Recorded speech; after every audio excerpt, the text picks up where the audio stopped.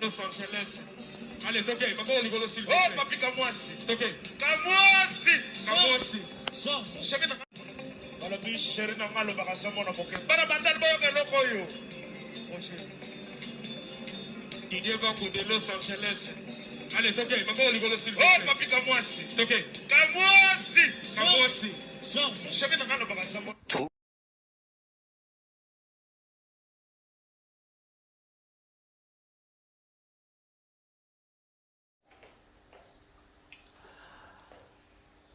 Bon week-end, bienvenue dans PK News sabbatique, les Loki Sabadou, samedi. Ici, on se retrouve. Et puis, message important dans le nouveau gouvernement. Bonne chance dans son excellence Judith Suminwa Tuluka. Bonne chance na famille Cheya Mobimba. Belle famille. Ya maman Judith Tuluka. Wana famille batwa Mbongo. Balingi Saka Kinshasa Kala. Les vieux Cheya. Ba prêtre ya Congo Central. Ba salama kambuya danger. Na mboko yo batika histoire. Chers internautes, à la une, Philadelphie. À la une, Philadelphie. Combattants, parlementaires, communicateurs, Bazumando qui tout batal ici na Philadelphie. Ngana yebaki Philadelphie na Biblia, na Thessalonica. Na ba Efeso bazalaki na makambo ya nzambe balobi Philadelphie ekoti makamba politique. Église moko Philadelphie yoka ba fidèle na bango, yoka ba fidèle ya Philadelphie. Fati Beton mfuma ditunga fidèle ya Philadelphie. Martin Fayoulou, frère Martin, fidèle ya Philadelphie. Nasuka, Dirkab, il y a président de la République. Philadelphie. Oh, église est pambolami, hein? Oh, église à ma pamboli. Église, oh, yo. Église à ma pamboli. Philadelphie. Oh, kolo yezo akumbama. Mais, réaction à terrain. Ba combattant IDPS balobi me et komini nyango na IDPS batu bazate kaka Philadelphie Thessalonica na ba Efeso na ebisino ba réaction de partout tozong sa mukena se lobi mokonza mboka ayambaki nouvelle équipe la présidence, baye bazui ngolu, bazui chance, bazui grâce. Ya kozala ba ministre na manda ya mibale ya mokonza mboka. C'est vrai, bilongi mususu pe bato ba osepela na ngote. Mais to sala ndenge nini sinatira mokonzi alobi yekaka. Chers internautes, na koyebisa bino boye mokonzi mboka azwaki pe comment dirais-je esengo pour être ba ministre ba milaki ba cadeau pour coïncidaki un jour après na 61e anniversaire na ye de naissance. Donc Fati na kamwasi tu as la différence il y a 10 ans. Donc Fati 61 ans, Kamwasi 51 ans. Donc ba mu benga nyo so na ba petit.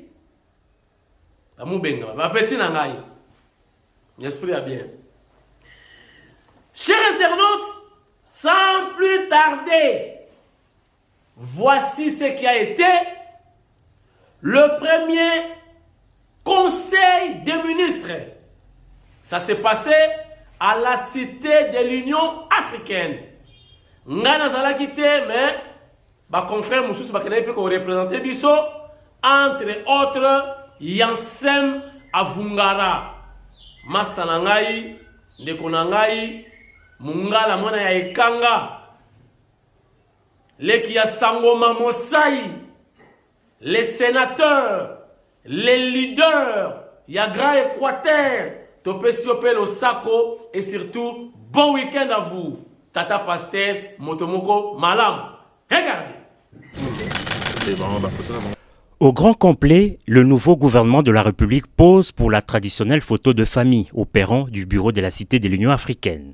Dans ces rangs, on y trouve ceux qu'on connaît bien, ceux qu'on connaît un peu bien et ceux qu'on découvre.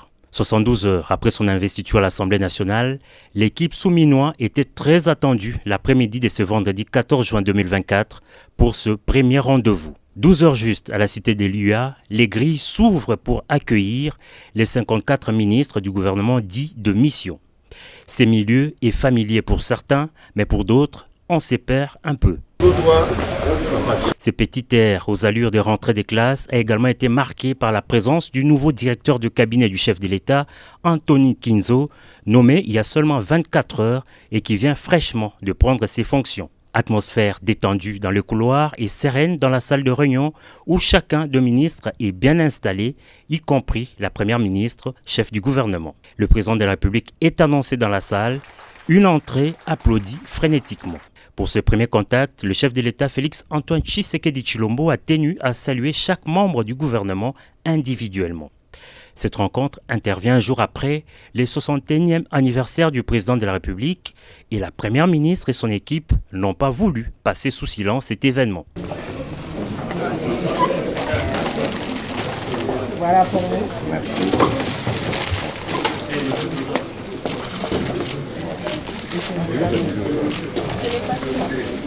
Il y a 4 tableaux.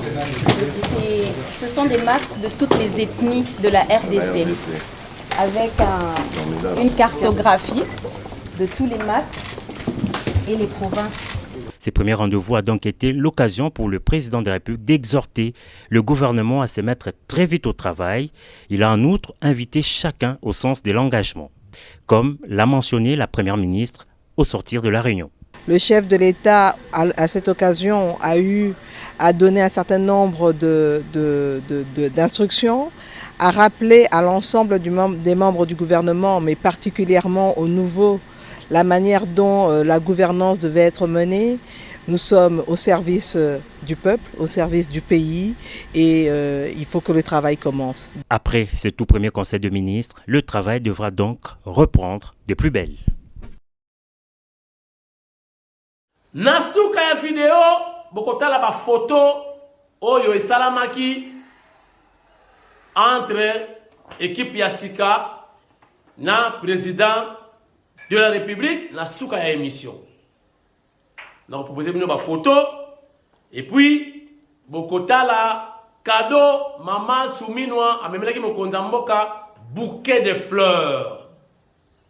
Pour nous mokonza mboka longévité, chance, prospérité et surtout succès. Et ça l'a gagné Nengewan. Chers internautes, pétrole et bimi na Congo central, précisément na Mayombe. Na lobaki na bino. Mboka oyo ezali trop même riche. Mundele moko salaki vidéo ya lobi. Le Congo, c'est le deuxième pays après les États-Unis. Na richesse, na bomengo. Pétrole, et l'océan, et continue na port, et bimi na balabala. Le Congo, les pepe, et comme victime.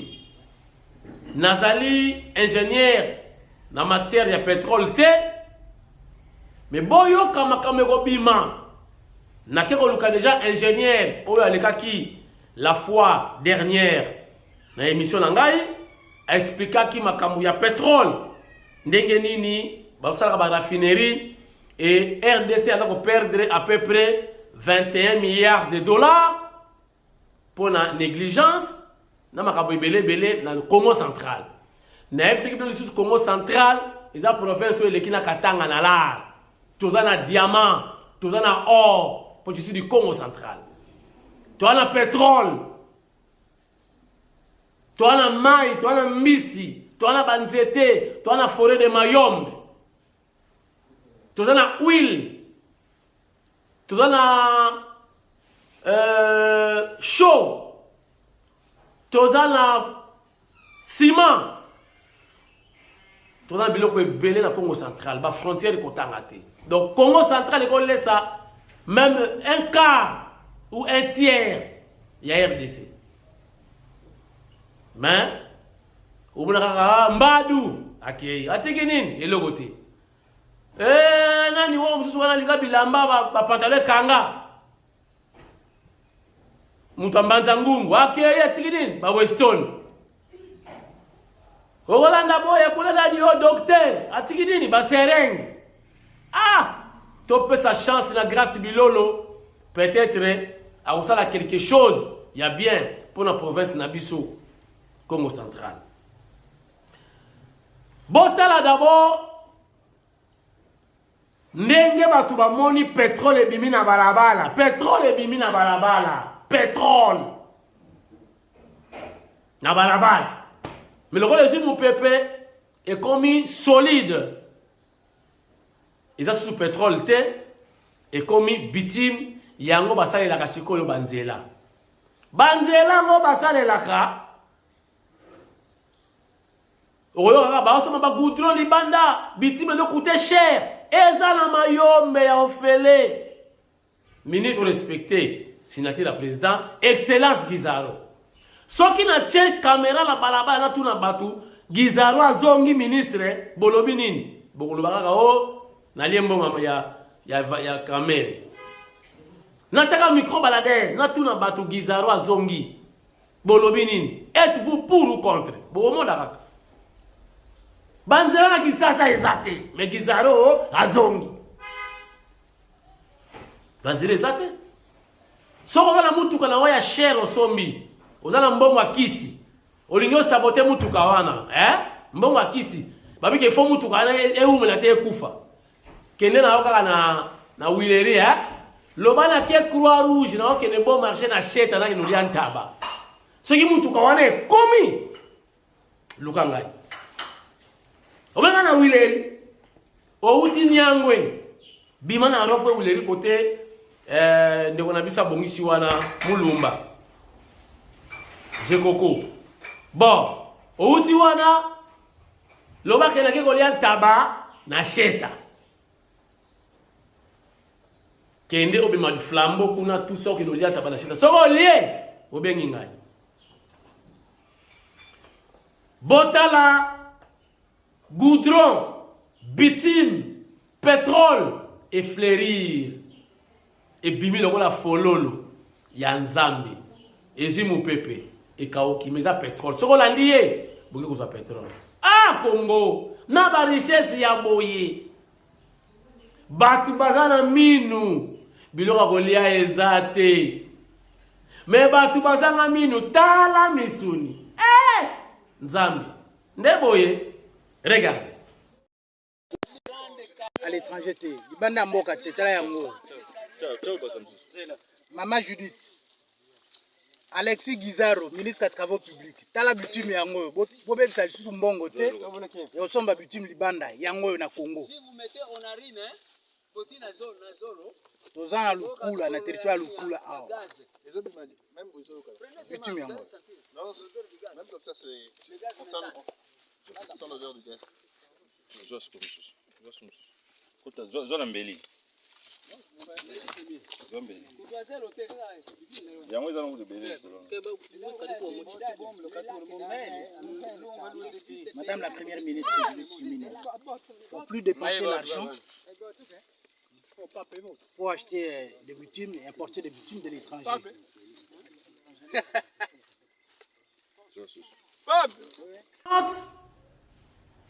Nauti kobenga lisusu ingénieur Nzeza na Mwanda a éclairé biso davantage parce que c'est lui le spécialiste. Ye mutu ayebi makambo ya pétrole, ya salaka na Perenco a expliqué biso oyo ebimi wana ya moindo eyinda tu eza nini bozwa explication. Écoutez. Papier moi aussi. Pierre Nzeza Mwanda, je travaille pour le compte de la Perenco dans la production pétrolière. Je suis ingénieur en forage et production en sciences pétrolières. Donc je me suis plus spécialisé dans la production pétrolière. Alors je voudrais vous donner cette illustration, disons la vidéo que vous m'avez montrée là. C'est ce qu'on appelle en termes techniques l'affleurement du pétrole. L'affleurement du pétrole veut dire quoi? Dans les domaines du pétrole, le pétrole se forme dans des roches qu'on appelle des roches mères. Donc c'est comme un enfant dans les ventres des mamans, d'une maman quoi. L'enfant se forme du jour au jour. Également le pétrole aussi se forme du jour au jour. Donc il y a la matière première qui forme le pétrole, c'est ce qu'on appelle les phytoplanctons. Donc les phytoplanctons sont composés de matières végétales, tandis que les zooplanctons sont composés de matières animales. Toutes ces matières-là se regroupent dans des milieux salés, parce que les milieux propices pour la formation du pétrole sont des milieux salés, où il y a du sel. C'est pourquoi dans le pétrole, vous trouvez de l'eau salée. C'est souvent les milieux salés, c'est les milieux où le pétrole se forme avec beaucoup plus de facilité. Donc ces sels-là permettent à la transformation de ces matières lorsqu'ils sont enfouis. Enfouis, ça signifie enterrés avec plusieurs roches au-dessus. Et ces roches-là exercent une certaine pression aussi sur la matière enfouie. Et avec l'augmentation de chaleur, lorsque quelque chose est enfoui, on sait que sa chaleur va commencer à augmenter. En augmentant, ça va permettre la transformation de ces matières. Et ces matières en se transformant, ça crée ce qu'on appelle le pétrole brut. Mais on ne peut pas exploiter le pétrole dans la roche mère. C'est comme un enfant, il ne peut pas grandir toute sa vie dans le ventre de sa mère. Lorsque cette matière devient à maturité, elle se déplace. Elle fait ce qu'on appelle la migration. Donc la migration de la roche mère où il est formé vers les roches réservoirs. C'est comme on dit, la terre respire, il y a des mouvements de la terre. La terre, en faisant ces mouvements, si ces mouvements se font dans certaines discordances, il laisse des vides en dessous de la terre, et le pétrole maintenant, s'il trouve ces vides-là, il se déplace. C'est ce qu'on appelle la migration. La migration primaire, c'est le déplacement du pétrole de la roche mère vers les roches réservoirs. Là, on appelle la migration secondaire. Donc, il se déplace de la roche mère vers les roches réservoirs.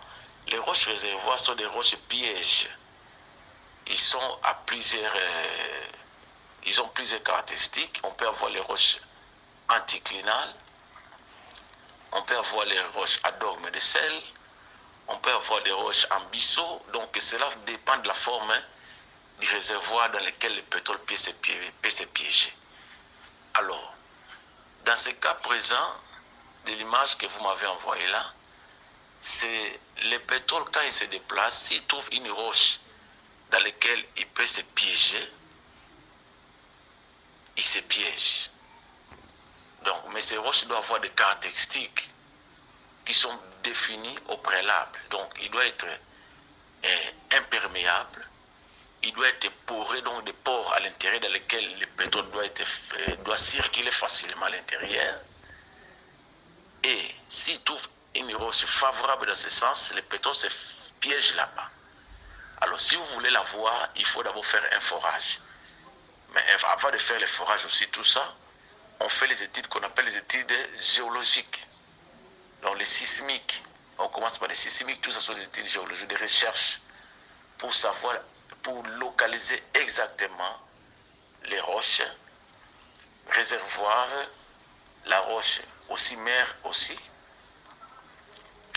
Et lorsque, par exemple, le pétrole ne trouve pas de roches réservoirs, il va continuer sa migration, il va continuer son parcours, il va continuer toujours à circuler sous la terre.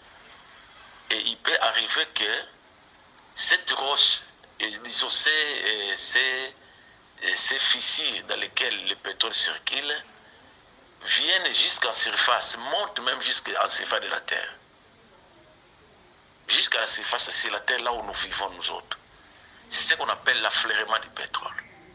Donc le pétrole s'affleure, il sort au-dessus et disons, selon les caractéristiques du pétrole, le pétrole se forme dans un milieu qu'on appelle anaérobique. Donc un milieu où il n'y a pas d'oxygène. Il n'y a pas d'oxygène. Alors que s'il monte en surface, il se met en contact avec l'oxygène, ce pétrole devient un pétrole qu'on appelle le pétrole corrodé. Donc, il va perdre tout ce qui est particules légères. Particules légères, signifie quoi? Les particules qu'on peut facilement utiliser dans des véhicules comme l'essence, le gazole et autres, là, le kérosène, des choses comme ça. Il perd toutes ces propriétés là-bas. Le pétrole devient solide, la matière pétrolière devient solide. C'est ce qui fait que, en devenant solide, le pétrole se transforme maintenant en bitume. C'est ce qu'on appelle les bitumes, les goudrons, l'asphalte. Et en devenant asphalte, on ne peut que l'utiliser pour asphalter des routes. Mettre les macadam sur les routes, ce qu'on fait, c'est que les Chinois sont en train de faire là-bas. Mettre les macadam, l'asphalte de la route, ce que nous appelons goudron. Chez nous ici, nous en avons beaucoup. À Mavouma ici, nous en avons beaucoup. Il y a l'affleurement du pétrole. Normalement, chez nous, on ne peut même pas acheter des goudrons qui viennent de l'extérieur. À Mayombe ici, à Lukula là-bas, à Mavouma, il y en a en vrac, il y en a beaucoup. Maman Judith Toulouka. Seulement comme on a fait ici à la Saucie, on avait fait une usine là qu'on devait commencer à faire le traitement de ces matières-là, les bitumes. Il y avait un DG qui était là-bas, c'est lui qui était le premier DG de cette usine-là qu'on appelle Nana, le professeur Nana, c'est lui qui était là-bas, qui devait commencer à faire, malgré son nom encore, essayer de retarder cette histoire, sinon nous serions déjà loin dans cette histoire de traitement des victimes. Nakatiye, na bombi matière. La bombe matière. Avez-vous compris une chose? Est-ce que vous retenir nini?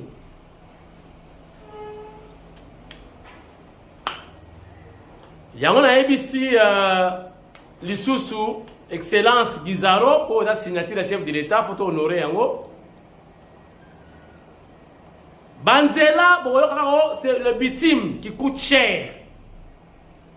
Par tonneau autant, par fût autant. Parce que Mabanga, il y en a plein à Kinsuka. Plein, Mabanga. Bon, j'ai offert dans ma carrière, il y a l'État. C'est le bitume qui coûte cher. Il y a un salaire qui Banzela. Et ça n'a pas si pour nous la Banzela. Voilà!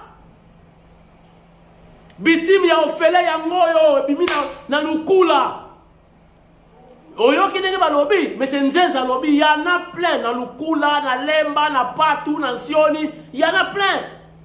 Pourquoi? C'est parce que Lukula, Lemba, Sioni, et là musikate na océan.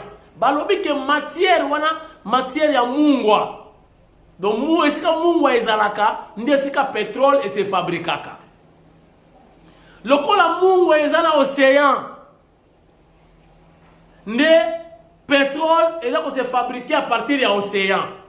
Alors, le col s'échappaka et le canot, port. Il a parlé de port. Port, ça dit que ma doucou, il y a un autre, port, canot, banzela. Tant que c'est formé, et ben nous à côté qu'on crée un réservoir. Et qu'on crée banzela, oh, il est perméable. Tout ça là, étude de la terre. Couche perméable, couche imperméable. Alors, on va coucher perméable et permettre le passage à quelqu'un kobatama. Tant qu'on a un passage, donc on a cessé à mayom, mais on a d'akoleka. Tia okende, canal ou ce que bima libanda, a abîmé tout. Tant qu'on bima libanda, le col a pétrole, pour dans la valeur nango. Il faut dans la place ce oxygène exaté. Alors, ce que moni mokili, asutuki, kanami, mon pépé a bétié, a comme goudron. Maintenant, utilité à pétrole et utilité. Mais a comme si utile pour le consala, banzela, chaussée, des routes. Alléluia! Sanga alléluia ya malamu. Bon, peut sanga amen ya misuni. Voilà comment le Congo est trop riche. Donc, il n'y a rien à perdre même dans le pétrole. On est noir, là c'est le pétrole brut. Mais comme il a été moussou parce que il ne fallait pas un pépé. C'est-à-dire, dans Lemba, dans Lukula, dans Patou, dans Sioni, dans Koldikifutu, dans Kipuminanga, dans Tomboyanga, dans Lemba, où on a saigné sur le pétrole parce que ça m'a sikate dans l'océan. Alléluia! Mais comment le Congo est pauvre? Comment le Congo n'a pas de route? Oh, manque ya bitim. Bitim ezate. Gizaro za wapi. Yaka na nwawa. Yaka wa. Talaka mwasi. Talangai. Oyoke sangu. Chef de l'État zongi siyo. Population na ebisa en vérité. Ba sepeli kozonga na yoti. Parce que bazo mon rien. Mais mon konzamboka pesi yo confiance. Ozongi ministre. La pesi sur quelle information? Oyoki? Tina équipe na yo mangu bakena kotala bitime ya ofele nzamba pesi yo. Bitime goudron ya ofele nzamba pesi yo. Apesi fachi. Apesi ba congolais. Bolo ba shu nzela ezati. Oh 1 kilomètre 1 million de dollars. Mabanga na Kinsuka plein. Ya nzambe, ya ofele, ya l'État. Bitime, nzamba pesi pour kosala mabele, kosala ba chaussée. Mais tala Kinshasa, il n'y a pas de route. Qui a dit Kibeni? Qui a dit Kibeni? Gizaro Zawapi, son excellence. Talangai, Talanga, Monangaye, Talanga. Monangai, ministre Gizaro, bitime yango wana. Ya Yesu, ya ofele. Bonjour explication. Ba conseiller ya Gizaro, bola ki sa vidéo, bola ki sa émission. Bola bateke comment ça manquait respect. Non. On est là pour aider les chefs de l'État. Et le gouvernement soumis à Toulouka, où ils ont dit deuxième mandat. Et relativement avec la Constitution, c'est le dernier mandat du chef. Sauf la réalité ressource, autre dans la maîtrise n'a monté pour l'instant.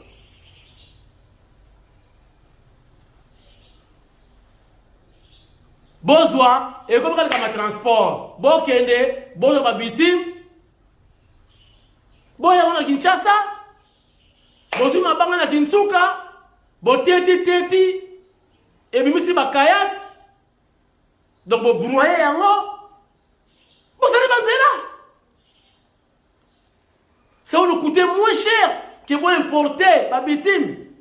On a tout. chers internautes. On a tout.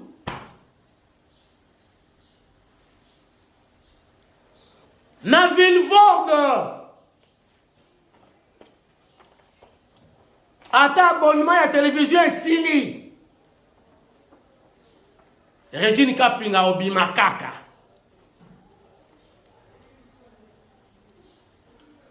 Eratakate.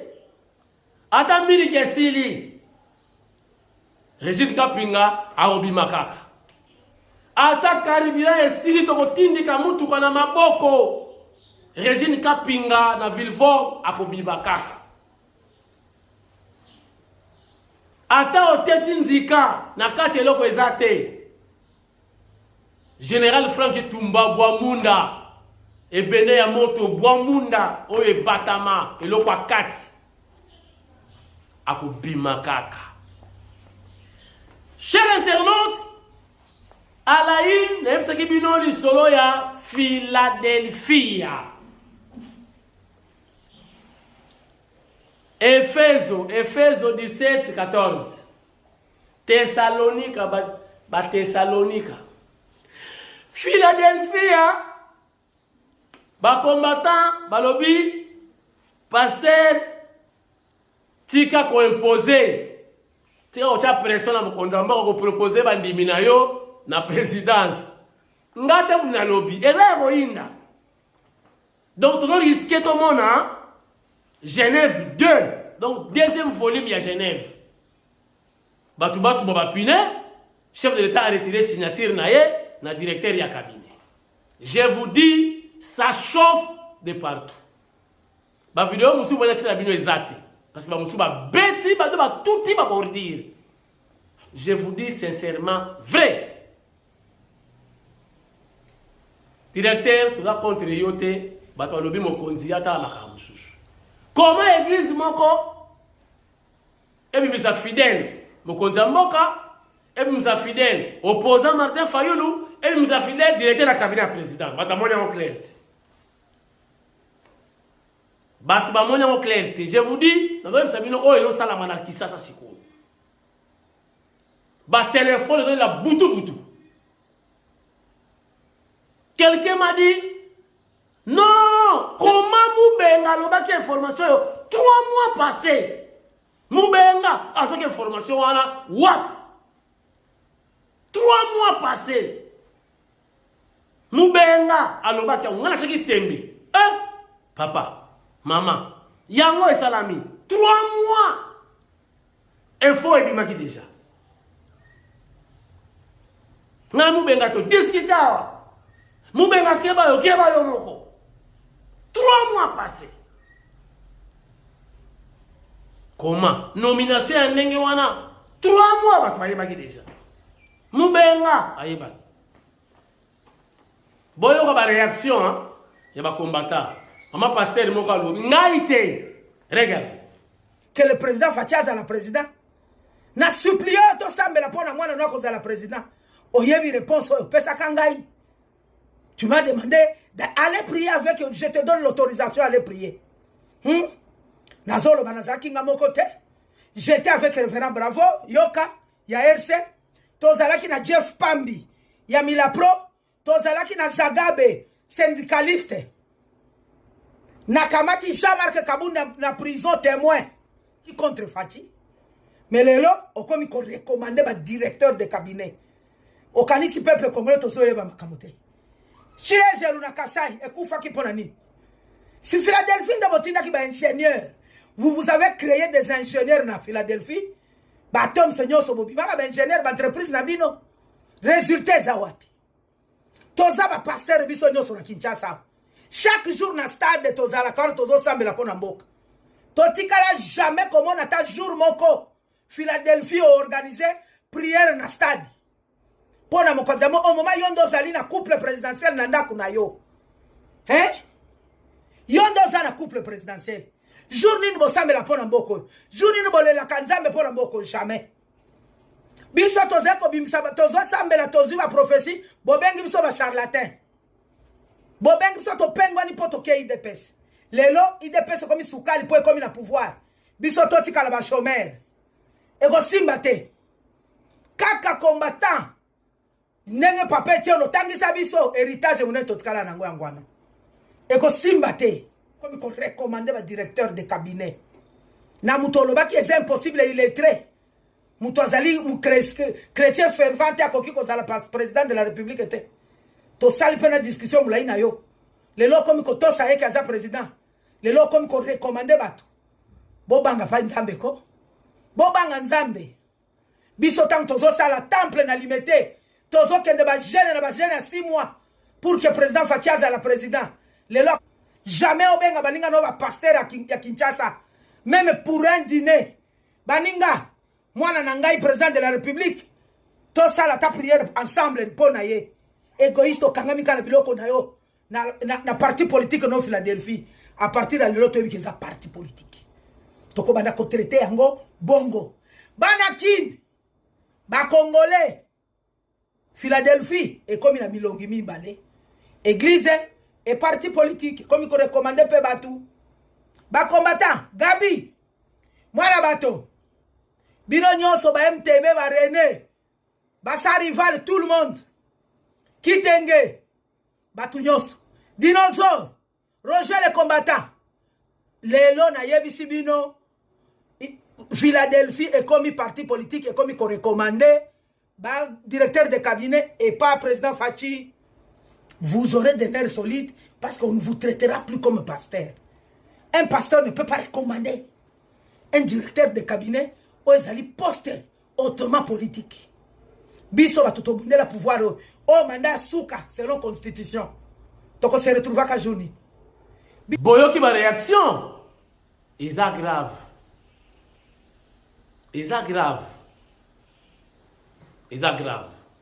Ils ont malade liboso na mona ba téléméli signature na mokonza mboka après à part Genève. Ils sont grave.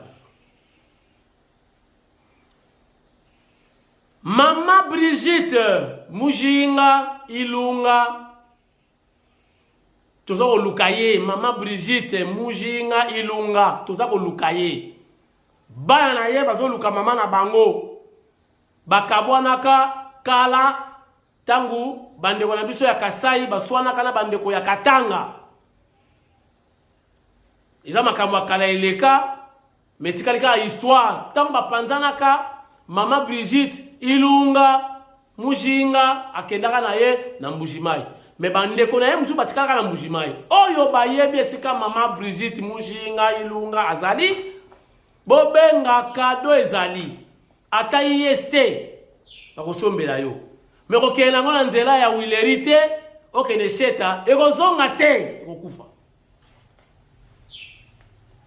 Mama Brigitte Mujinga Ilunga na Mbujimai bolukelanga mama wana mbangu bana ye baza kolela mai na misu balobi basombi voiture oya koyelanga Mama Brigitte Mujinga Ilunga aussi voiture na yo okomi ko rouler carrosse na nzela ya Mbujimai wana munika muti wetu awato yebite wetu bonsoir numéro ya contact 039 0999 3 fois 38 74 49 39 38 74 49 Bubengi na mettre bino en contact ce qui est vrai to moni bena Mama Brigitte na yeyo Mujinga Ilunga Brigitte papa bonga maka na monga carburant so moni ka batu na Mbujimai ka wetu mwambo wetu mbomba ka bengele wetu.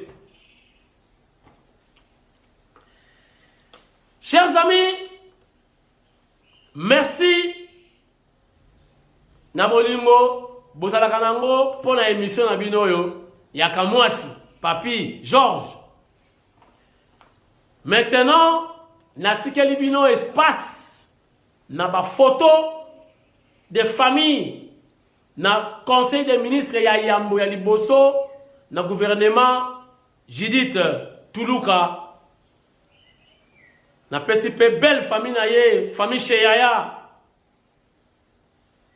ba Mata ba Prosper André Mata paix à son âme ya akufa akomaki entraîneur il y a judo club, donc Léopard, il y a judo. A comme entraîneur, Lelo, 3 jours après, à Koufi. Kuna pe makamezake bela maman sport. Paix à son âme, maître nanga ya judo.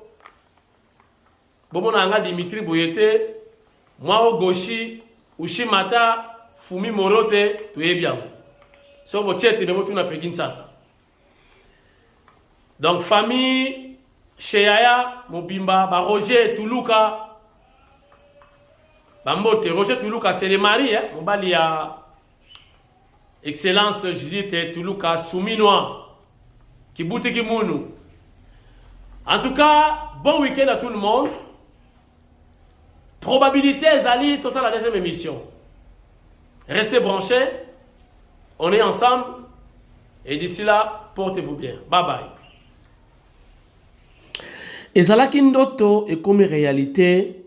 Gouvernement Souminois Tuluka ezali gouvernement ya Yambo Oyo mokonzi mboka atie mwana ya mwasi lokola premier ministre et puis ne Congo botala premier conseil des ministres bango yeyo balati kitoko makasi na moni ba bleu eza ko dominer awa lokola même mokonzi azalaki pe en bleu bango yo kokota na bango ndenge zalaka malembe botiki mituka musika mokonza mboka totala bino na fenêtre ndenge boza ko ya ndenge boza ko denda esalaka yepe esengo balati kitoko bakila mfwengi bakazaka fere leki na ndenge ko sakana te na ndimite ke ba musu bachaki fere makala po courant pe el mokonzi mwaka ye yo mfumwa ditunga azotala bango et coïncida qui peut un jour après na anniversaire du chef de l'état et pas wapi gouvernement ya sika ya mama Souminois Tuluka Judith Kibuti Kimunu bayela ki yepe ba cadeau bouquet de fleurs ou il a ici longévité prospérité santé succès ba pesi mokonza mboka et après bayaki pe na ba tableau où il a qui chaque tableau il a une signification nango et où il a qui lié na 60e anniversaire ya chef de l'état et c'est là qui est sengo comme ba ministre ya sika ba vaina ba kiti ya cuir oyo ba kiti oyo la ka passe pour vendre kuna soki oza nomete à suivre.